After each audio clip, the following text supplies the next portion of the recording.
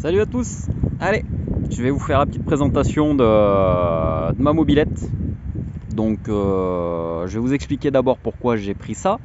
Simplement parce que pour pouvoir rouler avec ma femme, vu qu'elle est en 125 aussi, ça va être beaucoup plus simple aujourd'hui de rouler avec elle. Voilà, donc c'est pour ça que j'ai pris une 125. Et puis ça faisait un moment que la Daystar me tapait dans l'œil. Enfin, j'avais déjà testé il y a pas loin de 20 ans, j'ai déjà eu une VT custom de chez Dilim. Et il me semble bien que c'était avec le même bloc moteur, sauf que c'était en carbu. Et j'avais bien aimé déjà. Et c'est vrai que la Daystar, je trouve que pour une 125, elle fait quand même assez cossu. Ça au premier abord on dirait pas trop. Et c'est vrai que ça reste quand même une très jolie moto. En plus elle a des coloris qui sont pas vilains. Ça c'est en plus le pire, c'est que c'est un de mes préférés celui-ci, donc biton rouge métallisé et gris. Donc là je l'ai quand même nettoyé un peu, mais il me reste plus qu'à la traiter parce que je l'ai poliché il y a pas longtemps. Alors une Dilim Daystar, c'est quoi? C'est donc une petite 125 de la marque Dilim, bien entendu, de la marque Dilim. Dilim a priori depuis pas mal d'années récupéré le petit bloc Honda refroidissement à air en 4 soupapes, voilà, catalysé bien entendu, donc le cata est dedans et dessous, par là il y a la sonde à oxygène qui est je sais plus où, d'ici on voit l'injecteur, voilà, on voit l'injecteur, donc c'est injecté bien entendu. Donc c'est assez sympa, en plus il y a un petit radiateur d'huile, donc il n'est pas factice, hein, bien entendu, il fonctionne. Parce qu'au début je pensais que c'était un faux, mais non, radiateur d'huile est bien réel. Donc ça c'est moi qui ai mis ça, je vous expliquerai après pourquoi. Donc c'est une bécane que j'ai récupérée il n'y a pas si longtemps que ça. Bécane qui n'avait pas roulé pendant pas mal d'années en fait. Donc elle était restée au fond d'un garage, et puis l'avantage c'est qu'elle n'est pas restée dehors cette bécane. Donc elle n'avait pas roulé pendant quelques années. Donc j'ai vraiment acheté ça au pif. Et je me suis dit bon bah pourquoi pas, de toute façon on va voir, on va essayer de la faire tourner. Et en fait donc dès que je l'ai ramené, j'ai enlevé l'injecteur, j'ai balancé directement dans le corps d'injection du Star Pilot, elle a démarré au quart de tour en fait. Donc l'ancien proprio était pas minutieux du tout. Quand je dis pas minutieux du tout, c'était surtout par rapport en fait aux entretiens, parce que pour lui une huile en fait ça changeait pas. Donc quand je lui ai demandé si l'entretien avait été fait, il m'a dit oh mais non, mais l'huile ça change pas. Donc bon voilà, pour donner un petit peu l'aperçu, donc c'était une huile qui sentait vraiment le vieux, et elle était en fait c'était dégueulasse quoi, elle était noire l'huile. Donc j'ai récupéré cette bécane dans un état qui était pas très joli, mais la peinture était quand même relativement enfin il n'y a pas de coups, il y a des petits chocs hein, bien entendu. Bon après elle est de 2008 hein, donc c'est les premières à injection. Donc là je lui ai fait un petit coup de polissage, et il me reste plus qu'à la traiter avec je sais plus comment on appelle ça, pas une huile, mais enfin voilà, après le polissage c'est la traiter. Je lui ai changé le kitchen. Là-dessus je crois que c'est une 50aine d'euros le kitchen, donc ça va encore. Là c'est les pneus d'origine, les Swallow. Donc pneus d'origine, donc ceux-là ils vont dégager. Pour l'instant je suis pas trop emmerdé, c'est vrai que ça va pas trop mal. Pas de petites frayeurs, rien du tout, mais bon ils sont bouffés pas correctement, donc ça me convient pas. Donc je vais lui changer les deux pneus, et j'aurai plus rien à y faire dessus. Donc les pneus ont quand même 16 ans je crois, 2008 c'est ça. Donc les pneus ont 16 ans. Donc franchement pour des pneus pas terribles. Donc voilà, petite histoire, j'ai acheté ça pour pouvoir rouler avec ma chérie. Donc ce sera bien plus simple de rouler à deux en 125 que voilà, moi avec le MT, c'est vrai que je me fais un petit peu chier quand je dois la suivre. Donc bref, une Daystar c'est quoi? Donc comme je vous ai expliqué, une 125 avec bloc moteur Honda. Donc il y en a beaucoup qui diront non, c'est juste les moules qu'ils ont pris. Donc en fait on voit de tout et de rien. Pareil, hein, de toute façon internet, pour ça c'est magique, hein, il y a toujours les contraires. Donc on va dire que c'est un bloc Honda relativement costaud a priori. C'est pas anodin que ces moteurs là dépassent les 60 000 km sans aucun problème et sans avoir ouvert le bloc moteur. Moi ça m'étonne pas du tout, pourtant c'est quand même des moteurs où on leur met dans la gueule, hein. De toute façon après ça reste qu'une 125, donc quand on veut avancer il n'y a pas trop le choix. Toujours pour en rester sur ce moteur là, franchement je suis épaté. Je suis vraiment épaté pour une simple et bonne raison, c'est que le moteur est vraiment volontaire. Après je pense que la boîte est quand même bien foutue, la boîte est quand même assez courte, dans le sens où c'est vrai que je trouve que ça tire pas mal, franchement pour un petit bloc je trouve que ça tire pas mal.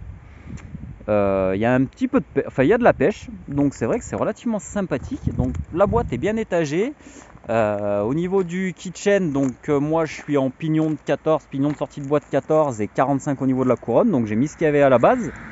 Je me suis dit bon, si ça va pas, à la limite j'y changerai, je mettrai un pignon de 13, mais non, franchement pour l'instant ça va pas trop mal. Là je suis pas loin de Villard-de-Lans, hein, pour ceux qui connaissent un petit peu la route. Franchement elle en chie pas à monter, c'est assez sympathique. Toujours pour parler un peu du moteur, comme sur celle de ma chérie, donc c'est une Dilim Road Sport, donc c'est le même type d'injection, hein, sauf que elle c'est un bloc refroidissement liquide. Je trouve que l'injection chez Dilim est vraiment merdique. Elle est mal foutue, il y a des à-coups d'injection. De temps en temps, on a l'impression qu'en fait elle s'étouffe. Donc il faut se mettre au point mort, lui mettre un grand coup dans la gueule pour emballer le moteur et ça repart. Le seul vraiment gros reproche que je pourrais faire par rapport à ça, c'est au niveau de l'injection. Je trouve que l'injection est un peu pourrie. Et aussi bien Road Sport que sur celle-ci, sur la Daystar, je trouve que c'est pas terrible. Voilà. Sinon, franchement, dans l'ensemble, pas mal du tout.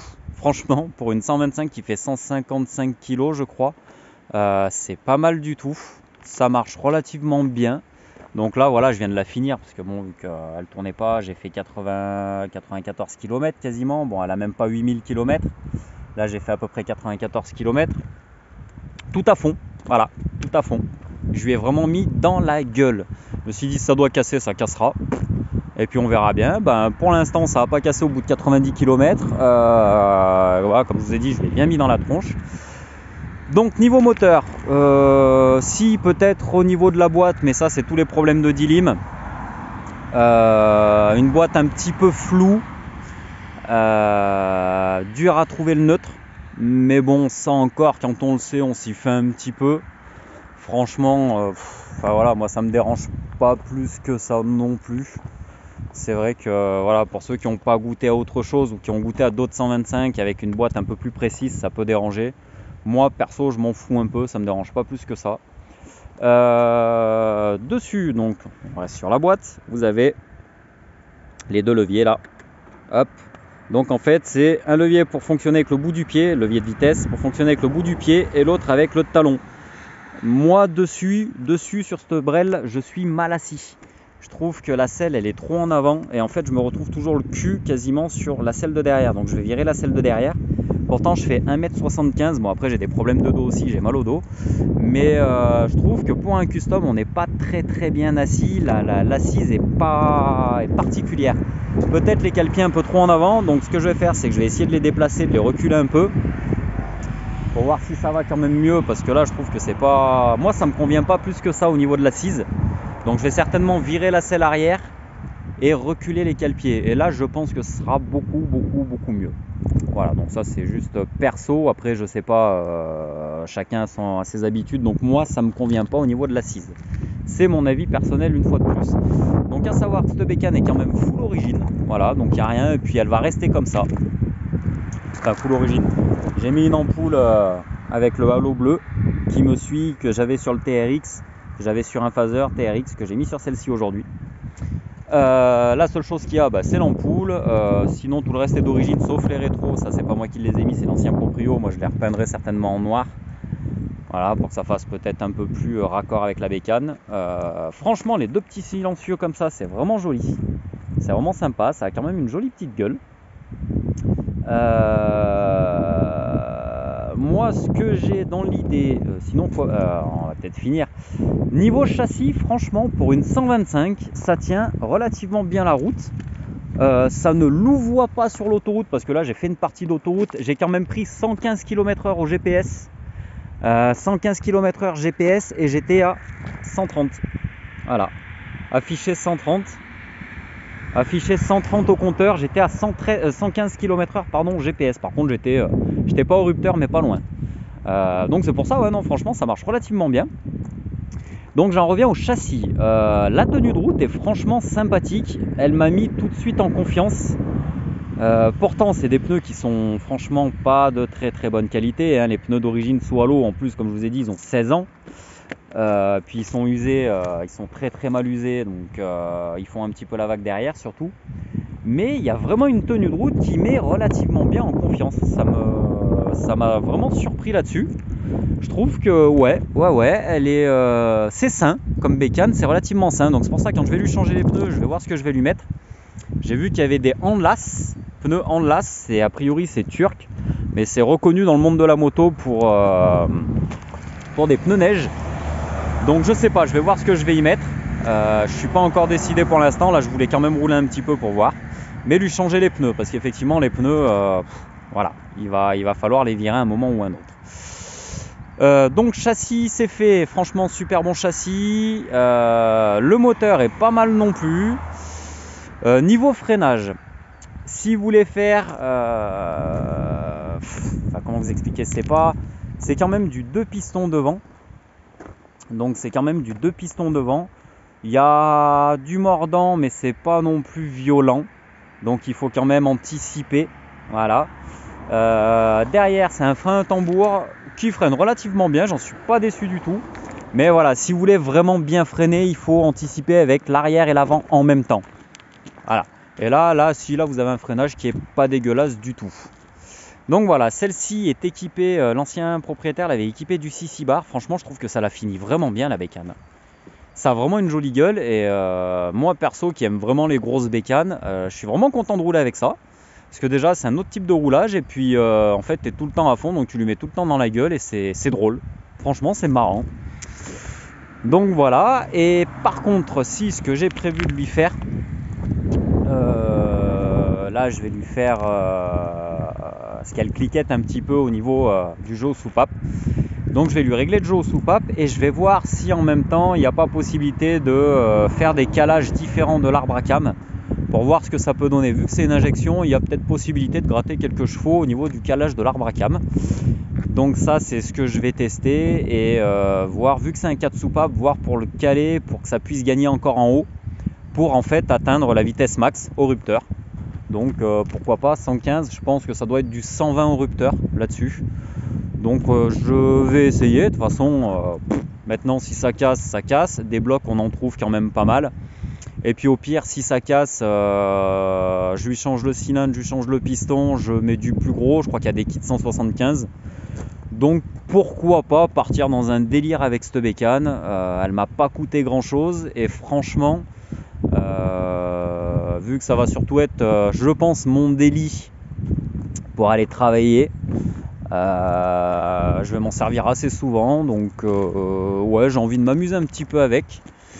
Je suis pas du tout dans la customisation de bécane, mais franchement j'ai vraiment envie de me taper un délire avec cette bécane, lui changer déjà le phare avant parce que j'ai vu qu'il y avait des jolis phares à LED, enfin AliExpress bien entendu, donc il y a des jolis phares à LED, donc pourquoi pas lui mettre un joli phare à LED. Voilà, et puis me taper un délire.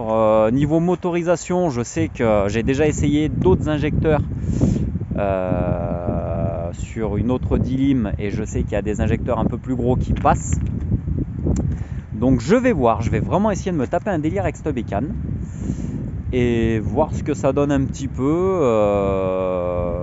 voir s'il y a vraiment moyen sur un 4 temps, sur un monocylindre 4 temps 125, voir s'il y a possibilité de gratouiller au moins 2 ou 3 chevaux, pourquoi pas, parce que je crois que ce moteur là fait 14, il me semble 13,5 ou 14 chevaux, ce qui est déjà pas trop mal. Voilà, donc voir s'il y a moyen de gratouiller un peu. Mais sinon, bon après voilà, niveau finition, c'est quand même pas dégueu. Ah, comme je vous ai dit, j'ai tout nettoyé, hein. Enfin presque tout, il me reste quand même encore du nettoyage, j'ai encore la jante arrière à nettoyer, la jante avant.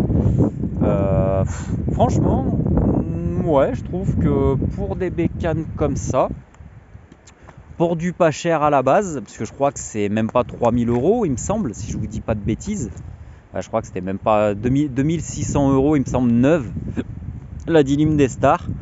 Ouais, c'est plus que raisonnable. Si vous voulez vraiment rouler en 125, je trouve que c'est raisonnable comme prix pour une bécane.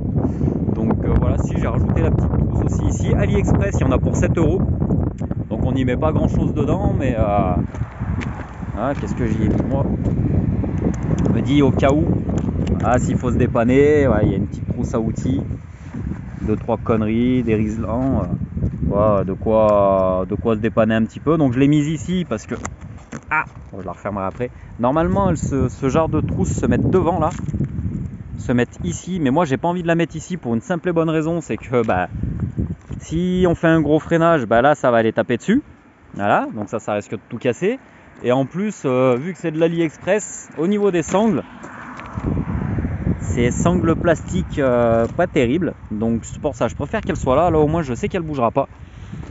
Et qu'elle ne devrait pas tomber.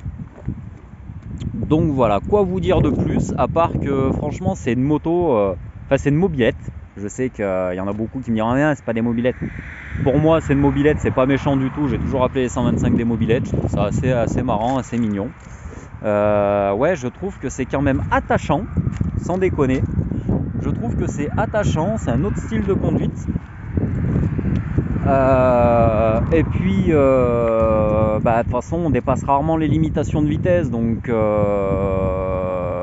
aujourd'hui, étant donné qu'on peut perdre le permis extrêmement rapidement, je trouve que c'est un autre style de roulage. Et puis l'avantage c'est que ça me change aussi un petit peu du MT-01, parce que le MT-01 il fait quand même bien plus de 100 kg supplémentaires. Donc c'est vrai qu'à rouler tous les jours c'est différent. Et puis voilà, une fois de plus, vu que ma chérie a une Road Sport, Dilim Road Sport, là on n'a pas encore roulé ensemble, mais on va quand même bien plus s'éclater à rouler tous les deux. Et puis moi ça me frustrera moins aussi, parce que de toute façon on sera tous les deux en 125. Et ma femme c'est pareil, parce que c'est vrai que quand on roule ensemble c'est bien, mais ça l'agace un petit peu, parce que c'est vrai que pour elle on roule pas assez vite quand je suis avec le MT. Donc voilà, c'est que rouler à deux en 125 c'est pas plus mal. Et je vais voir, donc je vais essayer des trucs dessus niveau moteur et tout, et voir ce que ça donne, voir si c'est fiable. Et puis je vous tiendrai au courant quand je sais pas, on verra. Si par contre je vais faire de la très mauvaise pub à un gars sur internet qui vend des pièces Dilim. Pourquoi? Normalement ça c'est le genre de truc que je fais pas, mais là il m'a agacé plus qu'autre chose. C'est un abruti parce que l'année dernière, donc ma femme a sa 125 depuis l'année dernière, on était tombé en panne, redresseur régulateur qui était HS, filtre à huile qu'il fallait qu'on fasse en même temps. Au bout de la 3e commande, il nous a quand même envoyé les bonnes pièces. Voilà, pour vous dire à quel point. Donc il nous a foutu dans la merde, parce qu'on devait partir en vacances avec, donc on n'avait pas pu partir avec sa bécane en plus de la mienne. Donc on était parti qu'à une seule bécane, parce que cette espèce d'abruti nous avait envoyé les mauvaises pièces. Donc le redresseur régulateur, il a fallu qu'on le renvoie. Ça a mis plus de 3 semaines le temps qu'il nous renvoie le nôtre.